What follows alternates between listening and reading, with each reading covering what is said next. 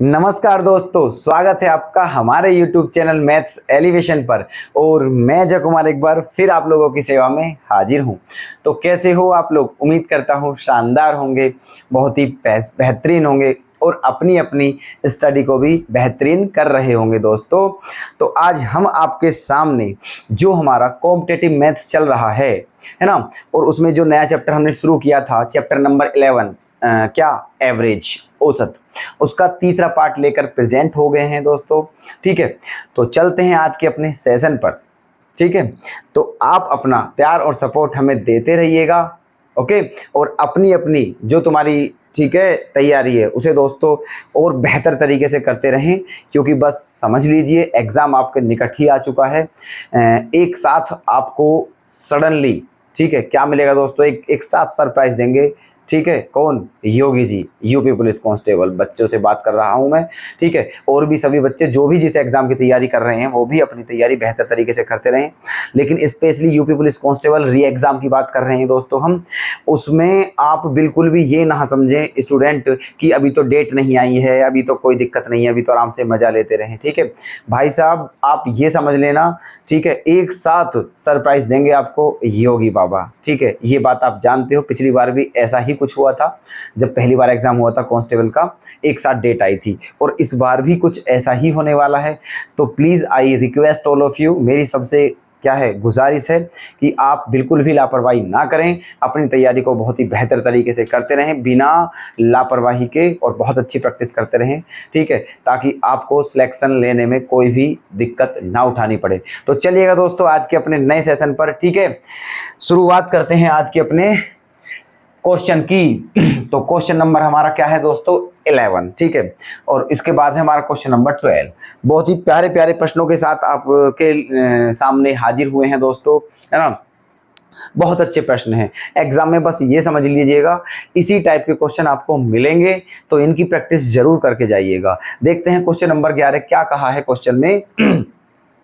सचिन की 11 पारियों का एक निश्चित औसत है। ठीक है, उसने 12वीं पारी में 120 रन बनाए और अपने औसत में 5 रनों की वृद्धि कर दी, तो बताइए उसका नया औसत कितना होगा। ठीक है अब देखना, क्वेश्चन देखने में आपको थोड़ा लेंथी सा या अजीब सा लग रहा है, लेकिन होने में मात्र 2 लाइन, 1 लाइन का क्वेश्चन है दोस्तों ये। ठीक है, लेकिन इस क्वेश्चन को समझने के लिए पहले आप अपने दिमाग को बिल्कुल वॉश कर लें दोस्तों, बिल्कुल फ्रेशनेस। ठीक है, बिल्कुल फोकस लगा लें, क्योंकि जो मैं आपको समझाने के लिए जा रहा हूँ उसे समझने की थोड़ी से अपने दिमाग को मतलब फोकस्ड होने की ज़रूरत है। ठीक है देखना क्या कहा है, 11 पारियों का उसका औसत निश्चित था। ठीक है, सचिन ने, मतलब ये नहीं दिया है कि सचिन ने अपनी जो 11 पारी खेली हैं उनमें उसका औसत कितना था। ठीक है, ये नहीं पता है, ना ही ये दिया हुआ है, लेकिन ये जरूर दिया है कि उसने अपनी 12वीं पारी में कितने रन बनाए हैं, 120, और 120 रन बनाकर अपने औसत में कितने रनों की वृद्धि कर ली है, 5 रनों की, है ना।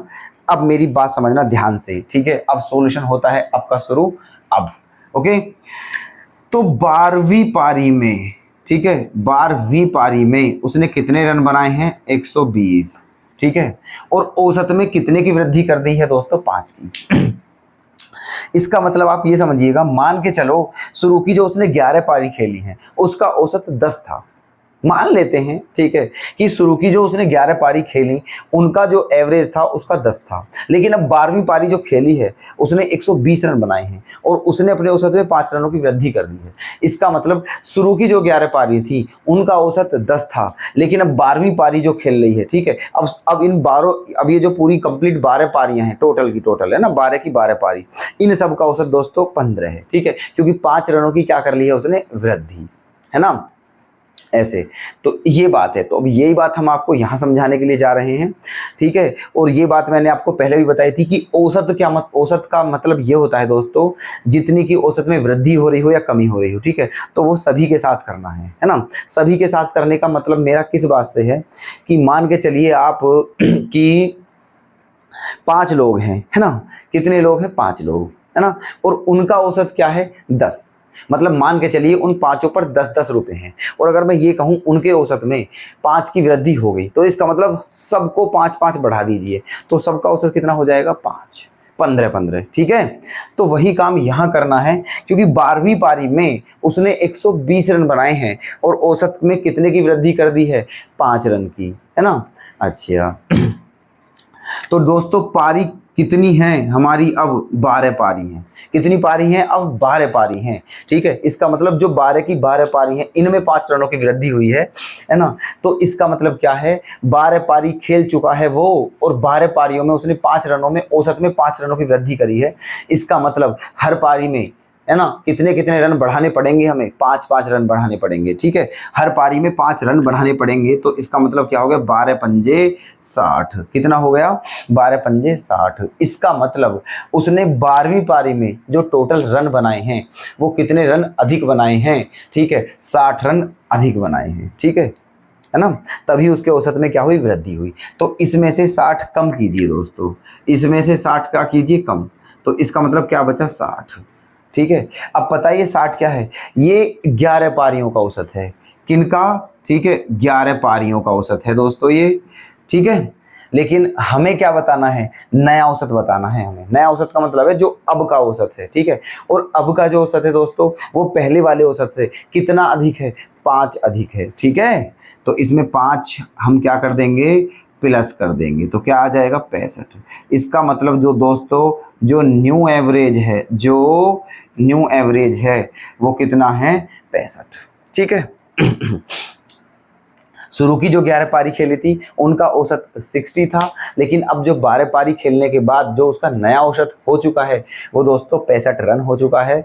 इसका मतलब हर पारी में 65 रन उसने अब बनाए हैं औसत के हिसाब से, और पहले हर पारी में 60 रन बनाए थे, ठीक है। तो ऐसे करके हमारा फाइनल आंसर क्या हो जाएगा, 65, ठीक है। अब आप बताइए हमें समझ आया या नहीं आया, ठीक है, क्या दोबारा एक्सप्लेन करने की ज़रूरत है हमें, ठीक है। चलो बहुत अच्छी बात है, तो इसका आंसर आ गया 65। ऑप्शन सी क्या हो जाएगा हमारा करेक्ट, ओके। चलिएगा, एक क्वेश्चन और हमने इसी की तरह ले लिया है, ठीक है, क्योंकि हो सकता है एक क्वेश्चन में आपको क्लियर ना हो, इसलिए हमने जान कर एक क्वेश्चन और, मतलब 2 क्वेश्चन लिए हैं इसी टाइप के, ठीक है। तो अगर थोड़ी बहुत कमी रह गई है तो वहाँ दोस्तों वो बिल्कुल क्लियर हो जाएगी, लेकिन फोकस रहना, ठीक है। आ जाइए क्वेश्चन नंबर 12 पर। क्या है, एक बल्लेबाज का 11 इनिंग का एक निश्चित औसत है, ठीक है। इनिंग माने भी क्या होता है दोस्तों, पारी ही होती है, INNING, ठीक है। इनिंग्स क्या होता है, हमारी पारी। तो हिंदी में पारी बोलते हैं और इंग्लिश में इनिंग्स बोलते हैं, तो इस बार इन्होंने इंग्लिश दे दी है, तो डोंट वरी, है ना। तो एक बल्लेबाज का 11 इनिंग का एक निश्चित औसत है, ठीक है। उसने जो 11 इनिंग खेली हैं उसका जो एवरेज है वो क्या है, डेफिनिट है ना। चलिए, मतलब यहां भी नहीं दिया है कि 11 पारियों का औसत कितना है। आगे चलिए, उसने 12वीं पारी में या इनिंग में 90 रन बनाए हैं, ठीक है, और उसके औसत रन में 5 रन की क्या हो गई है दोस्तों, कमी हो गई है, ठीक है। यहां क्या हुई थी, वृद्धि, और यहां क्या हुई है, कमी, ओके। एक बल्लेबाज का 11 पारियों में कुछ औसत था, लेकिन 12वीं पारी में उसने 90 रन बनाए हैं और उसके औसत रनों में, ठीक है, 5 रन की कमी हो गई है। तो बताइए उसका अब 12वीं इनिंग के बाद उसका औसत कितना है, मतलब वही बात है 12वीं इनिंग के बाद, इसका मतलब नया औसत ही बताना है हमें, ठीक है।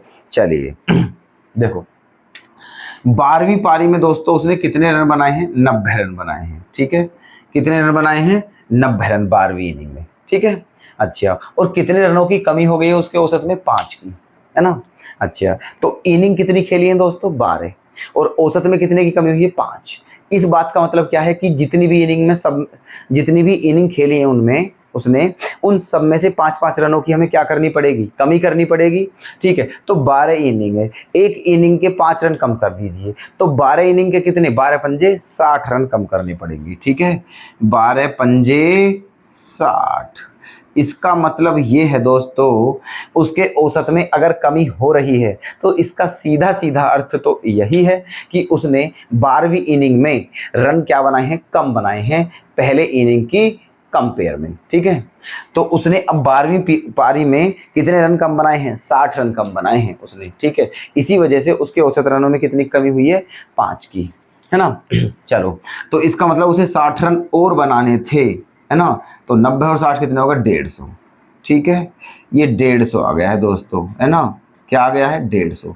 इसका मतलब जो शुरू में उसने 11 पारी खेली थी उनका औसत कितना था, 150 था। ठीक है, जो शुरू की 11 पारी थी उसमें उसका औसत क्या था, 150। लेकिन हमें बताना है नया औसत, और जो नया औसत है वो 5 कम है। ठीक है, जो नया औसत है वो 5 कम है, इसलिए इसमें से क्या करना है, -5 करना है। तो क्या आ जाएगा दोस्तों हमारा 145। ठीक है, क्या आ गया है 145, ये क्या आ गया है हमारा न्यू एवरेज। ठीक है, नया औसत आ गया है, या आप कह लीजिए 12वीं पारी के बाद का औसत। ठीक है, तो इसका आंसर क्या आ चुका है हमारा 145, और यही इसका क्या है, फाइनल आंसर है। ओके, तो कौन सा ऑप्शन करेक्ट कर दिया जाए, ऑप्शन बी हो जाएगा हमारा करेक्ट। ठीक है, तो उम्मीद करता हूं दोस्तों कि ये दोनों ही क्वेश्चन, क्योंकि हमने सेम कंसेप्ट के ऊपर लिए थे, ये आपके क्लियर हो चुके हैं।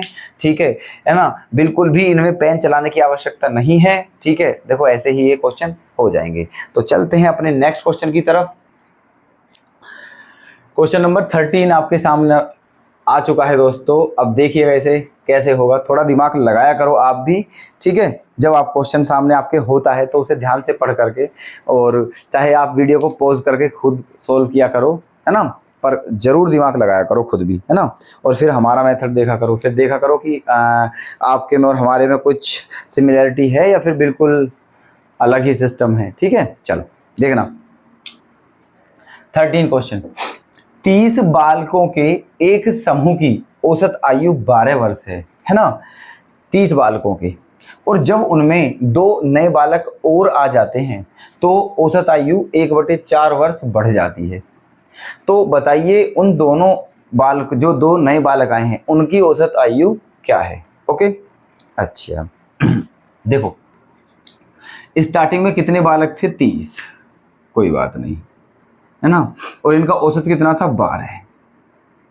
इसका मतलब इनका योग क्या हो गया 30 बालकों का, ठीक है, 360। ओके, है ना, ये योग हो गया। कितने बच्चे इनका योग हो गया, ये 30 बच्चों का योग, है ना। चलिए आगे देखिए। अब फिर क्या हुआ, 2 और नए बालक आ गए। 30 बालक तो पहले ही थे, 2 और आ चुके हैं। तो अब बालक जो हो चुके हैं वो कितने हो चुके हैं, 32, है ना। और इन्हें आने से औसत में कितने की वृद्धि हो चुकी है, 1/4 वर्ष की। इसका मतलब पहले औसत क्या था हमारा, 12, अब 1/4 और बढ़ गया है ना। तो 12 चौक 48 और 1 49/4। तो अब जो औसत है वो कितना है हमारा, 49/4। ठीक है, जो अब का औसत है हमारा वो क्या है, 49/4। क्लियर, चलिएगा। अब तो इसमें कितने की मल्टीप्लाई कर दीजिए, 49/4 की। तो 4 8 32, है ना, 8 9 72, 7 8 चौक 32 और 7 39। ठीक है, ये आ गया है।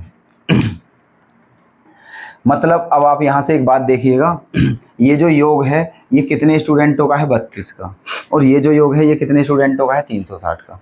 अगर इसमें से इसे घटा दिया जाए तो कितने स्टूडेंटों का योगफल आ जाएगा, वे जो 2 नए बालक हैं उनका वो आ जाएगा। ठीक है, तो घटा दीजिए, 392 में से 360 को माइनस करना है ना। तो कितना आ चुका है हमारा, 9 में से 6 गया 3 और 32 आ चुका है। ठीक है, ये पता है किन का योग है, जो 2 बालक हैं उनका योग है ये, जो 2 नए बालक आए हैं उनका क्या है दोस्तों, ये योग है। ठीक है, बट हमें उनका योग नहीं बताना है, उनका औसत बताना है। तो औसत बराबर क्या होता है, योग बटे संख्या। दोनों का योग पता है, औसत निकालना है तो 2 से भाग दे दीजिए, क्योंकि बालक तो 2 हैं, है ना। तो 2 से दे दिया भाग, तो क्या आ गया है हमारा आंसर, 16। ठीक है, इसका मतलब उन दोनों नए बालकों का औसत क्या होगा हमारा, 16। ठीक है, तो ऐसे हैं ये क्वेश्चन, है ना। क्लियर है आपके, वेरी गुड, ऑप्शन डी हो गया हमारा करेक्ट। क्वेश्चन नंबर 14 देख लेते हैं। 5 संख्याओं का औसत 27 है ना। यदि उनमें से एक संख्या निकाल दी जाए तो औसत में 2 की कमी आ जाती है। तो निकाली गई संख्या क्या है, देखना। 5 संख्याओं का औसत क्या था, 27। 5 संख्याओं का औसत 27 था, है ना। तो 27 पंजे क्या होता है 135, ठीक है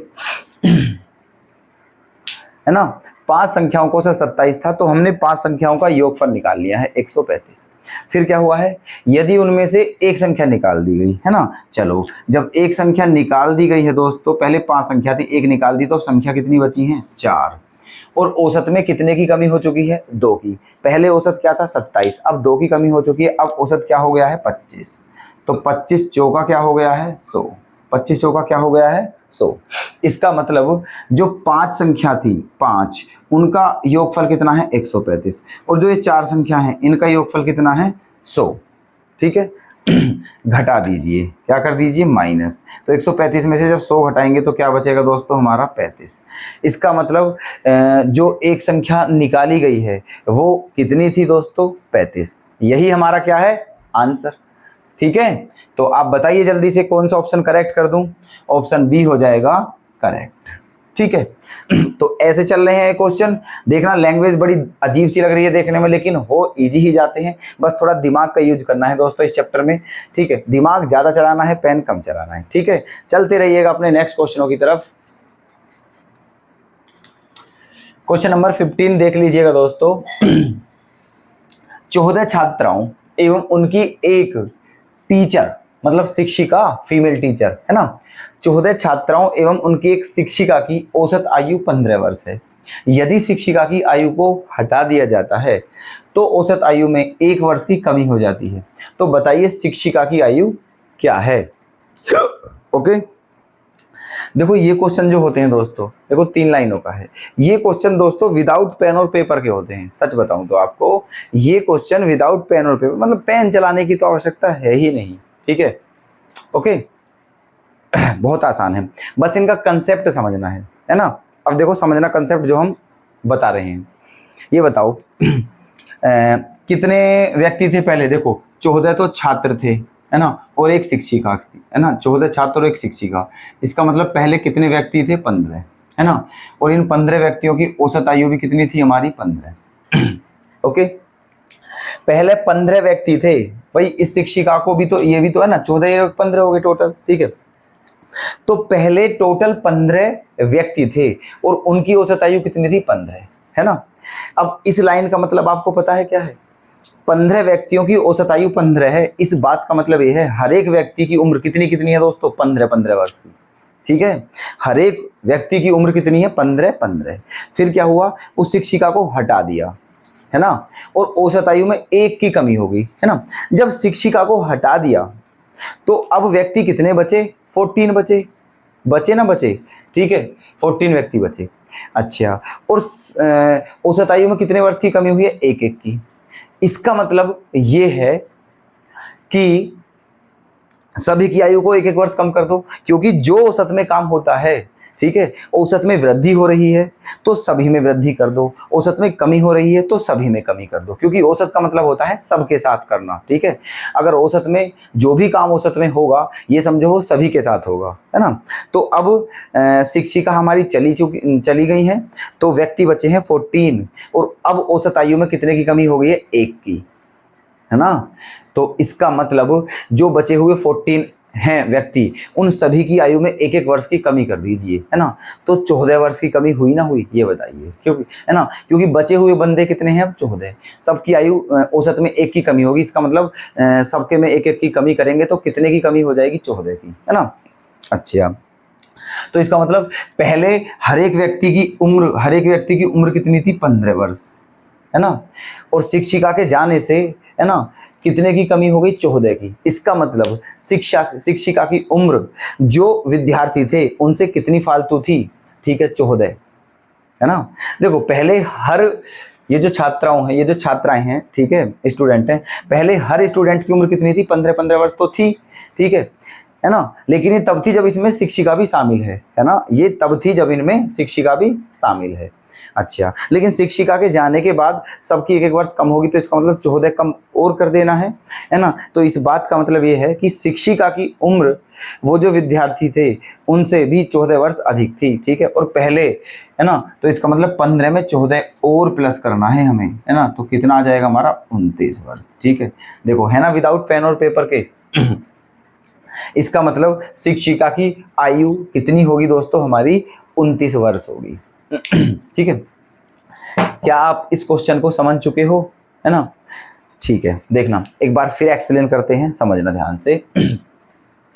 पहले 14 छात्राएं थी और एक क्या थी, टीचर थी, है ना? अब टीचर की एज तो स्टूडेंट से ज्यादा होती ही है, ये बात आपको भी पता है ना? चलो, तो 14 छात्रा थी और एक शिक्षक थी, है ना? और उन सबकी जो एज थी, वो औसत आयु थी, वो 15 वर्ष थी। इसका मतलब अगर सबकी उम्र देखी जाए एवरेज, तो सबकी उम्र 15-15 वर्ष की होगी। ठीक है, क्योंकि शिक्षिका की उम्र जो फालतू थी, वो फालतू उम्र किन में बांट दी गई? ठीक है, किन में बांट दी गई? वो जो बाकी स्टूडेंट हैं, है ना? देखो, शिक्षिका की उम्र, समझना इस क्वेश्चन को, बहुत इजी है ना? शिक्षिका की उम्र छात्राओं से तो अधिक है, ये बात आप भी जानते होंगे। ठीक है, कि जो छात्राओं की उम्र नहीं, शिक्षिका की जो उम्र है वो छात्राओं से अधिक है ना? लेकिन फिर भी शिक्षिका को मिलाकर के उनकी औसत कितनी होगी? 15। इस बात का मतलब ये है, हर जो 15 व्यक्ति हैं वो 14 छात्रा हैं, एक शिक्षिका है, तो गिनती कितनी हुई? 15 हुई। इन 15 में से अगर मैं सबको बराबर बराबर करूं तो कितनी हो जाएगी? इनकी सबकी 15-15 वर्ष होगी, क्योंकि औसत 15 है ना? जो 14 छात्र हैं उनकी भी 15-15 है, और जो शिक्षिका की है वो भी 15 है। वैसे शिक्षिका की उम्र ज्यादा थी, लेकिन क्योंकि औसत में क्या होता है, सबको बराबर बराबर कर देते हैं, इसका मतलब शिक्षिका की भी फिलहाल कितनी है? 15 है। ठीक है, कितनी है शिक्षिका की? 15। तो अभी एक बात बताइए मुझे कि जो शिक्षिका की उम्र है वो 15 तो है ही है। ठीक है, वो शिक्षिका की उम्र 15 तो है ही है, लेकिन 15 से भी ज्यादा थी। अब जितनी ज्यादा थी 15 से, है ना, शिक्षिका की उम्र जितनी भी ज्यादा थी 15 से, वो सारी उम्र जो 14 स्टूडेंट हैं उनमें बांट दी बराबर बराबर। ठीक है, ऐसा ही तो होता है औसत में। लेकिन जब शिक्षिका चली गई तो सबके औसत में एक की कमी होगी। ठीक है, तो औसत में कितने की कमी होगी? एक की। इसका मतलब शिक्षिका के जाने के बाद सबकी आयु एक एक वर्ष कम हो गई है ना? तो इसका मतलब 14 छात्र हैं, सभी में से एक एक कम करोगे 14, है ना? इसका मतलब सबकी उम्र कितनी कम हो चुकी है? 14 वर्ष कम हो चुकी है। इसका मतलब जो शिक्षिका की उम्र थी वो 15 वर्ष से भी 14 वर्ष फालतू थी, जो कि, है ना, उन स्टूडेंटों में बांट दिया था उम्र को बराबर करने के लिए, है ना? तो इसीलिए 14 और फालतू थी शिक्षिका की, तो इसलिए 15 + 14 क्या हो गया? 29। तो इसलिए शिक्षिका की उम्र क्या होगी दोस्तों? हमारी 29 वर्ष होगी। ऑप्शन ए ही हमारा क्या हो जाएगा? करेक्ट। बिल्कुल ओरली क्वेश्चन है, बिल्कुल ओरली, कोई भी इसमें दिक्कत वाली बात नहीं है ना? नेक्स्ट क्वेश्चन पर आइए अब। देखो यहाँ क्या सिस्टम है, यदि 30 व 34 वर्ष के दो व्यक्तियों के स्थान पर, है ना, दो नए व्यक्ति एक समूह में शामिल हो जाएं, है ना? कहने का मतलब दो व्यक्ति थे, एक की उम्र 30 थी और एक की 34 थी, है ना? तो दोनों की उम्र कितनी होगी दोस्तों? हमारी 64। ठीक है, कितनी हो चुकी है? 64। तो दो व्यक्ति थे जिनकी उम्र 30 और 34 थी, ये तो क्या हुआ? ग्रुप में से निकाल दिए हैं, और इनके प्लेस पर दो ग्रुप में और ले लिए हैं, है ना? तो उन दो के नए, उन जो दो नए, ठीक है, इनको भेज दिया है और दो नए ले लिए हैं। मान के चलो कोई टीम थी, कितने व्यक्ति की थी? 8 व्यक्तियों की। ठीक है, कोई टीम थी 8 व्यक्तियों की, उनमें से 2 व्यक्ति भेज दिए हैं और उनके स्थान पर 2 नए ले लिए हैं, है ना? तो जो भेजे थे उनकी उम्र क्या क्या थी? 30 और 34। और अब जो 2 नए लिए हैं उनके लेने से जो औसत है उसमें कितने की वृद्धि हो चुकी है दोस्तों? 3 वर्षों की वृद्धि हो चुकी है। ठीक है, जो 2 नए व्यक्ति आए हैं उन्होंने जितने भी व्यक्ति हैं सभी के औसत में कितने की वृद्धि कर दी है? 3 की। तो व्यक्ति, अब जो टीम है दोस्तों वो कितने लोगों की? 8 टीमों की। तो सब में 3-3 वर्ष की वृद्धि करिए, तो 8 व्यक्ति हैं, सबकी उम्र 3-3 बढ़ाओगे तो 8 या 24। इसका मतलब जो 2 नए व्यक्ति आए हैं उनकी उम्र जो पहले व्यक्ति गए थे उनसे भी कितनी अधिक है? 24। ठीक है, तो 64 में 24 और क्या कर देंगे हम? प्लस, है ना? तो क्या हो जाएगा? 64 और 24 84। ठीक है, 64 और 24 हो जाएगा दोस्तों 88। ओके, इसका मतलब जो 2 नए व्यक्ति आए हैं उनकी दोनों की उम्र का योगफल कितना है? 88, और जो गए थे उनकी उम्र का योगफल कितना था? 64। ठीक है, अब ये क्वेश्चन समझो, हो गया बस। अब क्या है इसमें? ठीक है, तो 88 है, जो नए व्यक्ति हैं उन दोनों की उम्र कितनी है? 88। लेकिन इन्होंने क्या पूछा है? नए व्यक्तियों की उम्र का योगफल नहीं पूछा है, उनका औसत पूछा है। तो औसत निकालने के लिए क्या करते हैं? संख्या से भाग देते हैं। जब दोनों का योगफल 88 है, दोनों का औसत बताना है, तो 2 से क्या कर दे देंगे? भाग। ठीक है, तो कितना आ जाएगा? 44। इसका मतलब जो दो नए व्यक्ति आए हैं उनका औसत कितना है? 44। ऑप्शन सी क्या हो जाएगा हमारा? करेक्ट। ठीक है, समझ चुके होंगे आप दोनों इन्हीं क्वेश्चनों को भी। बस आपसे बस हम यही उम्मीद करते रहे हैं दोस्तों कि जितना भी हम पढ़ा रहे हैं उस सभी को आप बहुत अच्छे से समझ रहे होंगे। ठीक है, हम इसी उम्मीद को करते हैं। अगर हमारी उम्मीद गलत है तो प्लीज़ हमें कमेंट करके बताइए। ठीक है, चलते हैं नेक्स्ट। चलते रहिएगा दोस्तों नए नए और सुंदर सुंदर और इम्पोर्टेंट क्वेश्चंस पर। देख लीजिएगा क्वेश्चन नंबर 17, पढ़ लीजिएगा। ठीक है, क्या है? अभी जो 16 कराया था उसी के कंसेप्ट के ऊपर है ना? तो इसका आंसर तो आपको बताना चाहिए कायदे में, इतना तो बनता है, क्योंकि जब एक क्वेश्चन समझा दिया है तो उसी टाइप का दूसरा क्वेश्चन आपको कर भी लेना चाहिए। ठीक है, वैसे हम करा रहे हैं, आप टेंशन ना लें। देखो, एक विद्यालय के 10 अध्यापकों में से एक के सेवानिवृत्त होने पर, पहले इस सेवानिवृत्त का आप पता है अर्थ क्या होता है? ये शुद्ध हिंदी का वर्ड है। सेवानिवृत्त को बोलते हैं रिटायरमेंट, है ना? कहने का मतलब एक स्कूल में 10 टीचर थे जिनमें से एक टीचर क्या हो गया है? रिटायर्ड। ठीक है, तो उसके प्लेस पर जब रिटायर हो जाएगा तो नया तो आएगा, तो उसके प्लेस पर एक नया टीचर आ चुका है जिसकी एज 25 ईयर है। ठीक है, तो उसके आने से जो टोटल टीचर हैं उनका जो एवरेज है, उनकी जो औसत आयु है उसमें 3 वर्ष की कमी, 3 वर्ष की क्या हो जाती है? कमी, है ना? 3 वर्ष की क्या हो जाती है? कमी। तो बताना है जो टीचर रिटायर हुआ है उसकी उम्र क्या थी, है ना? अच्छा, देखो, जो टीचर आया है उसकी उम्र कितनी है? 25। ठीक है, चलो, अब ये तो तय है ना कि जो टीचर गया था उसकी उम्र 25 से भी ज़्यादा थी, है ना? क्यों ज़्यादा थी? क्योंकि औसत में कमी हो रही है। ठीक है, इसका मतलब जो टीचर रिटायर हुआ है उसकी उम्र ज़्यादा थी, ये बात तय है। तो उसकी उम्र 25 तो होनी ही होनी है दोस्तों। ठीक है, जो ओल्ड टीचर है जो रिटायर हुआ है उसकी उम्र 25 तो होनी ही होनी है, मेरी बात समझना।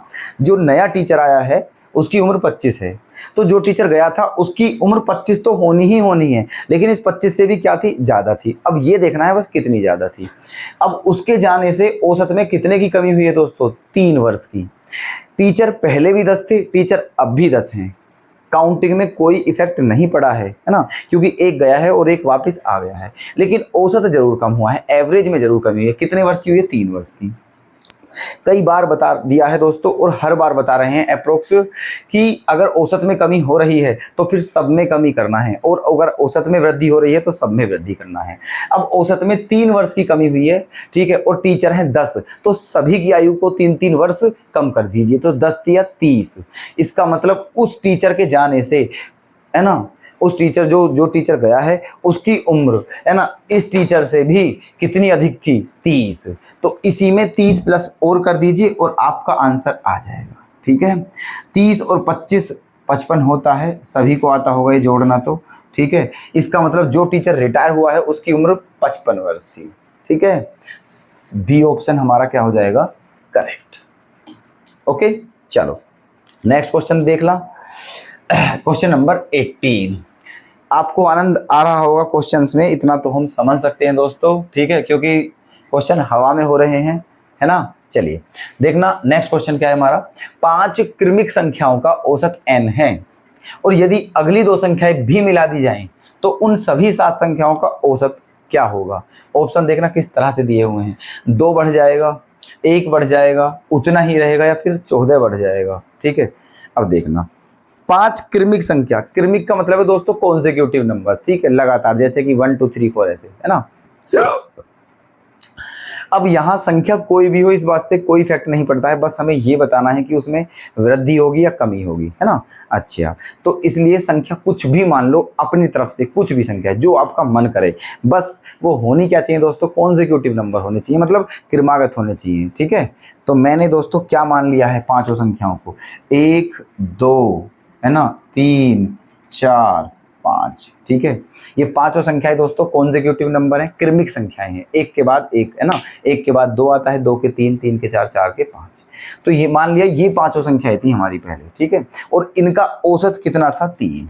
क्या था इनका औसत? 3, क्योंकि मैंने पहले बता दिया है आपको, ठीक है, कि जो औसत होता है वो क्या होता है, अगर हमारी संख्याओं के बीच का जो डिफरेंस है, बीच का जो गैप है वो सेम है, या फिर हमारी संख्या एपी में है, तो उनका औसत जो होता है बीच वाली संख्या होती है, ठीक है। तो यहाँ देखना सभी के बीच में एक एक का डिफरेंस है, मतलब ये पांचों संख्याएं समांतर श्रेणी में हैं, तो इनका औसत निकालने के लिए कोई भी फॉर्मूला की आवश्यकता नहीं है, बस बीच की संख्या कौन सी है वही आंसर है। तो इनके बीच की संख्या क्या है, 3। इसका मतलब इन पांचों संख्याओं का औसत कितना था, 3, ठीक है।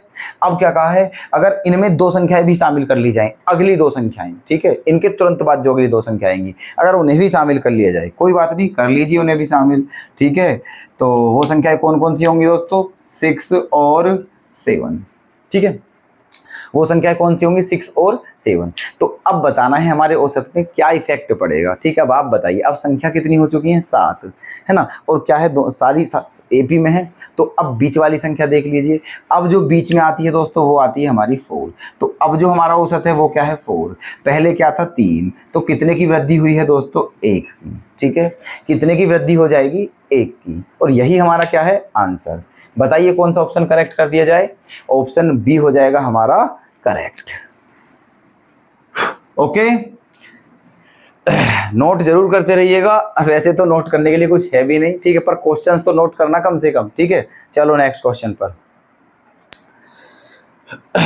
देखना। क्वेश्चन दोस्तों 19 क्या है, तो ये दोनों क्वेश्चन और देख लीजिएगा। ये दोनों क्वेश्चन आज की क्लास के दोस्तों हमारे अंतिम क्वेश्चन होंगे, फिर हम अपनी इस क्लास को बस विराम देंगे, ठीक है।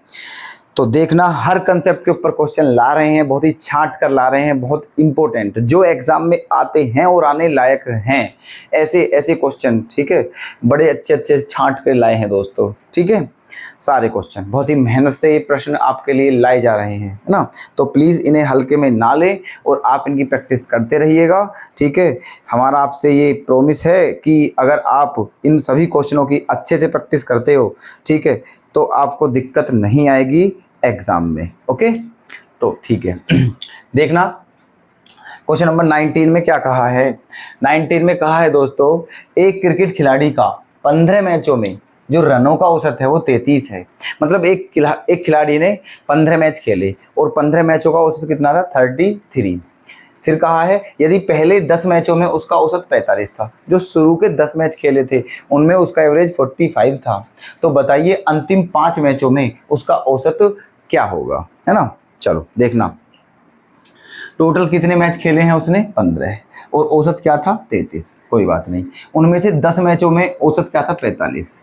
10 मैचों का औसत कितना था, 45। तो 10 मैचों में कितने रन बनाए ये निकल के आ जाएंगे यहाँ से, मतलब योग बराबर औसत गुणा संख्या, ठीक है। तो 10 मैचों में इतना, है ना, और बाकी जो 5 मैच हैं उनका औसत बताना है। क्या मान लिया दोस्तों हमने, x, ठीक है।